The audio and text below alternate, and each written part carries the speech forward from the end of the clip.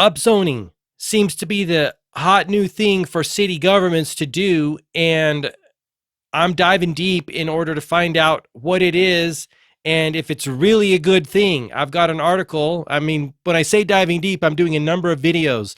All these videos in this series, in this section of this timeline here that are going up, you will find them to be about upzoning. And I'm going to push through these.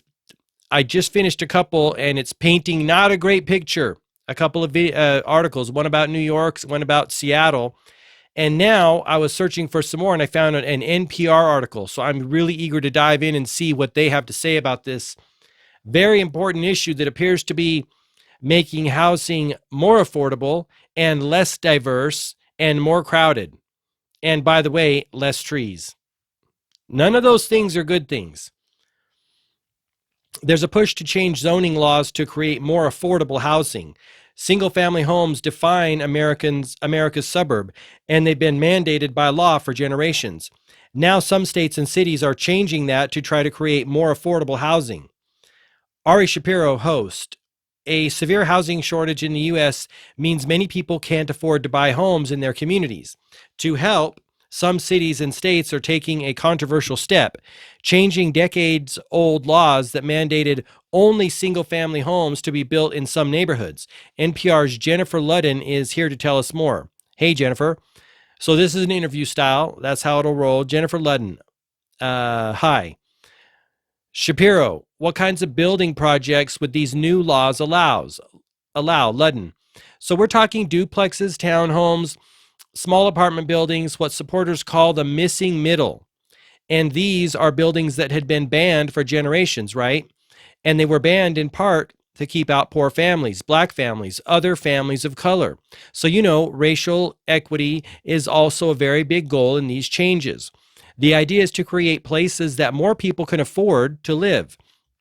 And then there's also just this serious demographic mismatch. I mean, we have had most residential land in many cities devoted to houses that are getting bigger and bigger. And the average American household has been shrinking. Today, nearly 2/3 or only one or two people. You see, if you go back and watch the video I just made about the Chinatown area in Seattle, people of Chinese descent, right? Racialized people up there. And NPR appears to be painting a different picture, talking about this will help bring that back, when I've got two articles under the belt right now that says just the opposite. This is not looking good for NPR. I'm gonna withhold judgment here. Let's keep going and we'll get into it here. So let's see. She said, an average American household has been shrinking. Today, nearly 2/3 or only one or two people. Excuse me, Shapiro. But I can imagine homeowners pushing back saying, oh, it'll change the, appearance of the neighborhood. Wink, wink, right?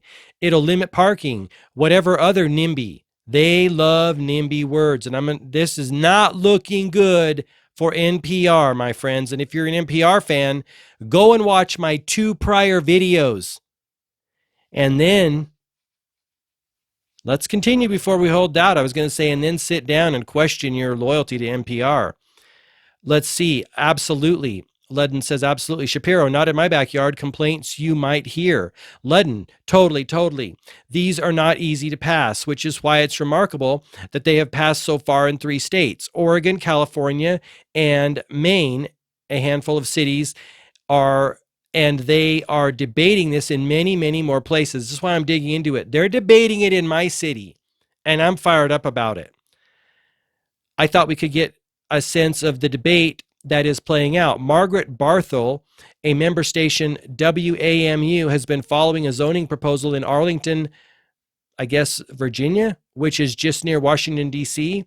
Shapiro, let's listen. Margaret Barthel, byline. So this is an interview. This is a third party coming in online.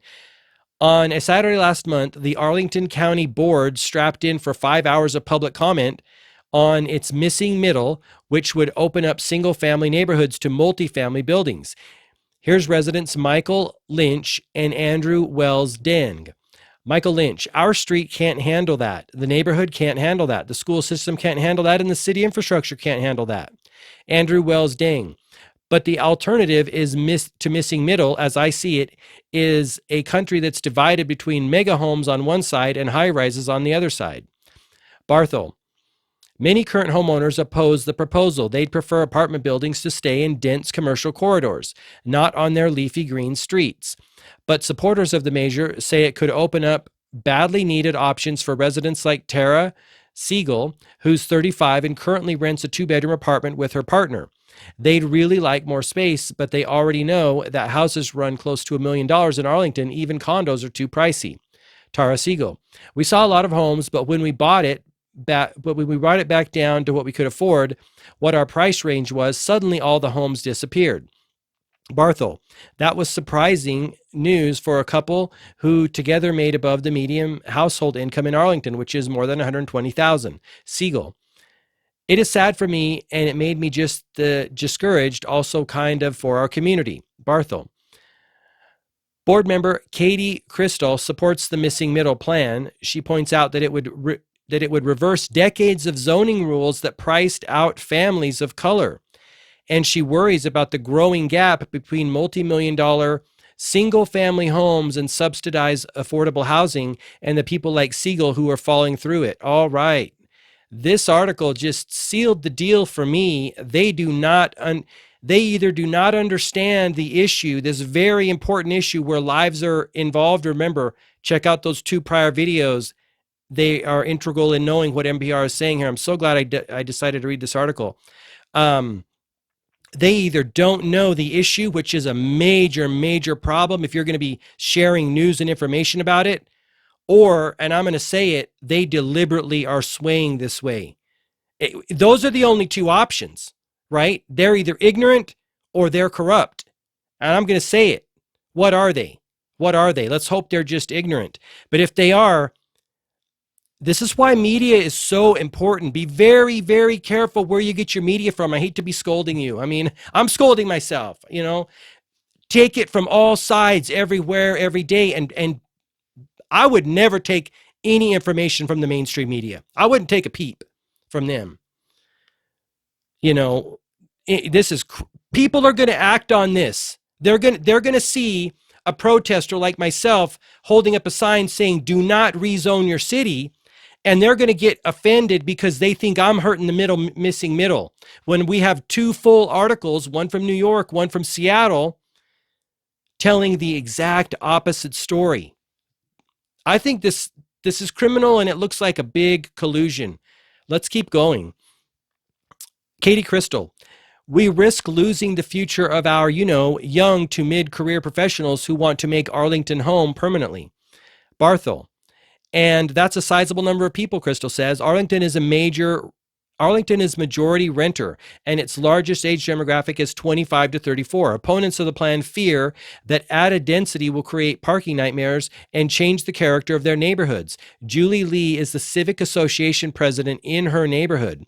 All right, Julie Lee, let's see what she has to say. Kind of an association president. We don't have the space to incorporate a city or urbanized living within this small village of a community that we have. Barthel. And Lee says the county's own analysis shows that missing middle homes would still be too expensive for many, at least while they're brand new. I've found that too. Patrick Condon, I think he's University of British Columbia. He's an architect, planner, a landscape planner, and also a former city planner. He said for decades he was a pro-density guy. Like, that's what he did. He listed off all the cool things for pro-density, and it does have cool things. But then he said, what I found is the affordability was either stayed the same. So you say you're like, 1,000 a square foot. If you got a 1-story, you upzone your land and now you can put 4 stories. He said it comes out to 1,000 per square foot, the same as it was. So you gain nothing affordably, but it does get denser. And also, for what we're finding, it displaces racialized people and maybe lower income people, right? People are waking up. People are waking up to the lie, the bullshit, I mean, again, check him out, Patrick Condon. I'll put the link in the description down below. And he's one of the guys that I'm finding is really pulling back and saying, hey, I was wrong about this stuff. Um, let's see. Siegel knows that well, but still supports the proposal. For now, she and her partner have put their home search in Arlington on pause, and they are questioning if they want to buy a home at all. For NPR News, I'm Margaret Barthel in Arlington, Virginia. Okay, now it's going to go back to Shapiro. And NPR's Jennifer Ludden is still here with us. Jennifer, we just heard about one place where this is being debated, but you said these policies have already passed in California, Oregon, Maine. So how's it going there? Ludden, it is going pretty slowly. Not a ton of new housing has come out of these laws. To find out why, I talked with David Garcia. He works in housing policy at UC Berkeley. He spoke with developers in 7 states about like what's going on, and he got a real reality check. All right, let's see the reality check that he got. David Garcia. I was surprised that there was not more enthusiasm around building smaller scale housing types amongst the developers that we interviewed. Excuse me, let me take a drink here.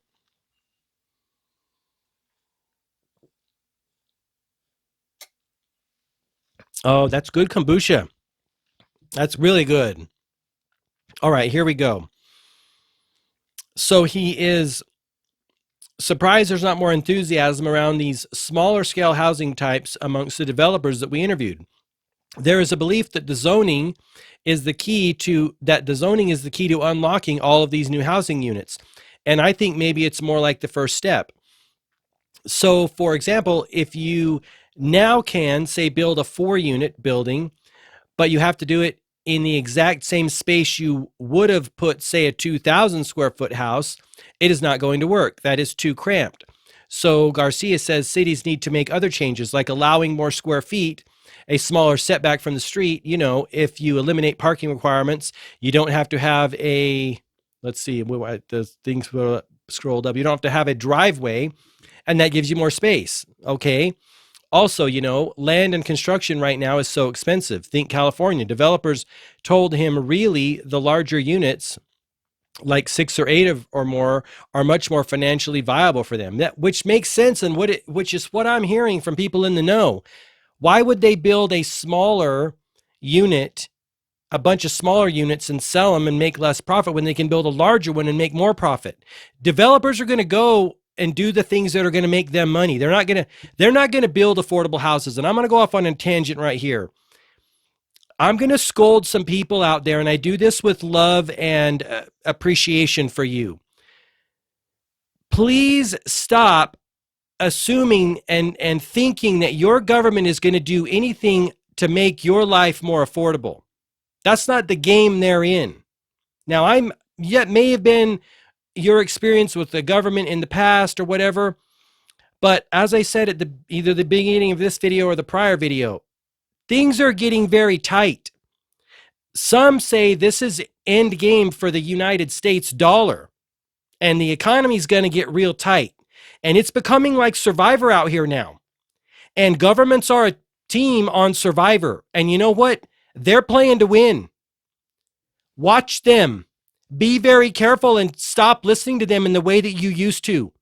Engage, re-engage. This is not a time to take your eye off of the challenger in the game of Survivor. Remind you, we are very close to losing the petrodollar. We're very close to the US dollar not being the reserve currency of the world. There are many things at play, right? China's buying gold, Russia's buying gold. All of the major economies are buying gold. Get in the game and stop with the bread and circuses for the time being. I would seriously caution you to get in the game. I'm sorry to be so harsh, but this is not the time to be trusting other members of the game. Look out for you. Make sure you and your family are good. You know the things to do. Pay off credit cards. Try to get rid of as much debt as you can. Stop spending on frivolous things. You know, get some emergency cash. All that stuff. It's here. It's here. All right, let's continue on. Let's see. Shapiro. And do those units still get the pushback from the local neighbors even after the zoning laws have changed? Ludden, actually, no, this is good for developers. It turns out these zoning laws let them avoid that mostly. Eli Spevik is with a company called Orange Splot in Portland, Oregon. He's got 2 townhomes underway there and a couple of 6-unit buildings. And he says it is hugely helpful. They will not be subject to appeal. Excuse me. Eli Spevik, the appeal provides unpredictability and risk for a builder. And when you're talking about small builders, they can't take that risk. If you're doing one of the projects I described, you can check the boxes. And if you check all the boxes and it's a long list, then you're guaranteed to go to a building permit. Okay, so less red tape for them, which is what they're going to do. They're going to take the path of least resistance to the money, to the big money. Shapiro. And then big question, how affordable is the new housing? Ludden. Well, we are mostly talking market rate. And we know right now that it is really affordable. Excuse me. Oh, let's see what he says. And we know right now that it is really affordable for very many people in this country. Still, many of them will be less than a single family home in the same neighborhood, sometimes a lot less. But the bottom line is, housing experts tell us the reason everything is so expensive is largely because of this incredible massive shortage of housing, millions of units short. And the only way to change it is to just keep building more and more for years to come. Shapiro, supply and demand. Jennifer Ludden, NPR, thank you. Okay, and we got a lot to talk about here, my friends. We've got to go back here. First of all, what I want to say about this guy, David Garcia, is somehow in relationship to the building community, is talking about buildings. You can't put a 4-unit building in a place of 200 square foot, footprint on the land. It's not going to work. That is too cramped. So cities need to make other changes. They need to make further changes to the zoning code, like allowing more square feet, a smaller setback from the street, eliminating parking requirements.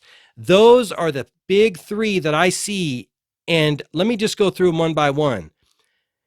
You do a bigger square feet, you lose your open space, you become closer to your neighbor. You lose your ability to put big trees in your yard, and that is one of the factors of upzoning. You remove the tree foliage for your neighborhood, and I don't know about you, but I like neighborhoods with lots of trees more than I like neighborhoods with 0 trees. That's where I like to walk, under a tree canopy. Let's see, there was one more thing, a setback from the street, so you lose your tree. Now let's talk about parking. Oh, well, they'll just ride their bike or they'll just walk. We don't need to give them a driveway. They'll park on the street. That sounds like a shit show to me. I don't like it at all. These people are not planning for the way reality is. Now, in some cities, maybe this is the case. It's not in my city, and it's not in a lot of cities. And what if someone comes to visit you? Don't you want one off-street parking? I mean, even in the 1900s, they had one. They maybe didn't have a lot or a garage, but even back then, they weren't stupid enough to eliminate them all, right? Now, maybe if Uber gets going and, those kind of things, but still, I don't know. Put a patio out there after you don't have a car anymore. I don't know what you want to do, but that's the first thing I want to talk about. So no trees, push further out. It becomes a wall of houses. Super silly. But remember, the bigger picture is doing this displaces low income and racialized people. That's a huge problem for me. That trumps everything. You're done. And you will lose and this is why I talk about when you lose the character and integrity, unique fingerprint of that neighborhood, right? You lose that. And that's valuable. Every city has unique neighborhoods. You want to go on a walking tour and experience all those and have that? You might not be able to do this if this goes forward. We're going to talk about action steps in a moment. There was one other thing I wanted to talk about here near the end. Market rate. He asked, what are the new houses going for? They're going for market rate. They're not going for affordable housing rate, right? That doesn't, like he says, and that is not really affordable for many people in the country. No, it's not, right? So right off the bat, NPR is out of alignment with the facts. Patrick Condon, like I said, up in Vancouver, is used to be a pro density guy, but he realized you don't get any affordability benefit. And like we've talked about, you lose the setbacks, you lose the trees, you lose the on-street parking, you lose the unique character of the neighborhood, like that Chinese neighborhood up there, all the little bubble tea shops and delis and things like that. No, thank you. Suck it up, city. Find another way to get the revenue, right? Get creative. Cut some staff. Maybe you do some cuts, right? Like we have to do all the time. You're not going to come into neighborhoods and destroy the unique racialized character of those neighborhoods. Not today, not ever. That's a stupid idea. NPR, you need to check your facts and your sources. You are not in the know on this, my friends. I'm going to continue reading articles and see how it plays out. But so far, you are way out of alignment, and you are siding with people that want to destroy affordable housing and want to destroy racialized neighborhoods with cool little ethnic shops and eateries and restaurants. You need to look at your resources, NPR, and see who you really serve. Thank you. Take action, get involved, write your mayor, write your city. This is a big topic. Become a citizen journalist, educate yourself. It's complex. There are many moving parts. I'm going to break down what I've learned so far. Factors. Yes, one of the factors is zoning. The other factor is land cost. What is the cost of the land? And like I say, Patrick Condon found that that's the biggest driving factor in upzoning problem, in the price of your home. Is the price of the land dictates in the biggest way the price of your home. Destroys ethnic culture in areas, shops that are from cool little ethnic shops that are unique to that neighborhood. And no trees and no parking. Get involved, my friends. Write letters, do whatever you need to do, because this is a major issue. Share this far and wide with people you know on your social media, and give me a thumbs up and subscribe for more videos like this. We're diving deep into upzoning. Thanks so much. Have an awesome day.